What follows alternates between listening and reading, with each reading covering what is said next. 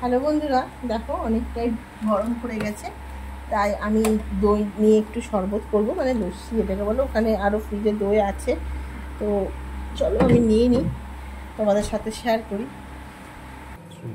এই দই নিয়ে নিলাম মেজারমেন্টের মতো।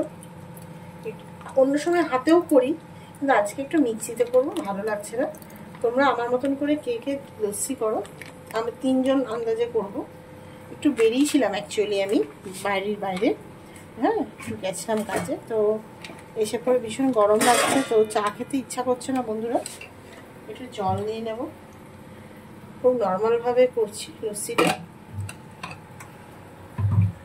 আমি আন্দাজ করে চিনিটা নিয়ে নিলাম, তোমরা আন্দাজ করে চিনিটা নেবে। আর এখানে কাজু আছে, আর এখানে আন্দাজ মতো নুন দিয়ে দিলাম, ঠিক আছে। তোমরা যেখান থেকে দেখছো আমার চ্যানেলটি যদি কারোর ভালো লেগে থাকে, অবশ্যই লাইক কমেন্ট শেয়ার করতে ভুলো না বন্ধুরা। মিক্সিতে ঘুরিয়ে নিই, তারপরে আমি তোমাদের কাছে ফিরে আসছি।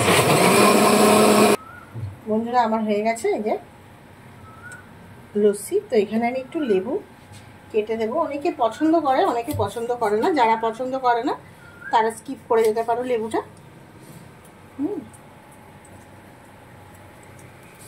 গন্ধরাজ লেবু থাকুক বাড়িতে, বা এরকম কাগজি লেবু থাকুক, যেটাই থাকুক, এটাই একটু মানে রসটা দিলে বেশ সুন্দর লাগে, ভালো লাগে, বুঝতে পারছো না। এই যে ছোলা হয়ে আছে, এইসব বিচিগুলো পড়ে যাবে, তো ওই জন্য এগুলো বের করে নিচ্ছি। শিরগুলো এখনো কাটলাম না, দরকার পড়বে না। রান্নাঘরটা ভীষণ ছোট, এই যে আমি চিপে দিলাম, তাও মনে হয় একটা বিচি চলে গেল।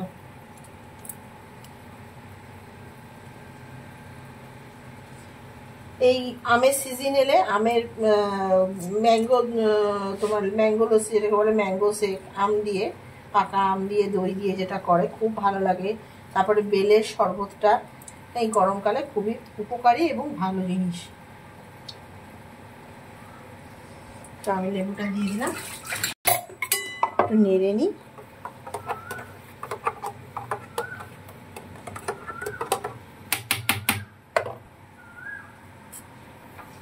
হয়ে গেছে।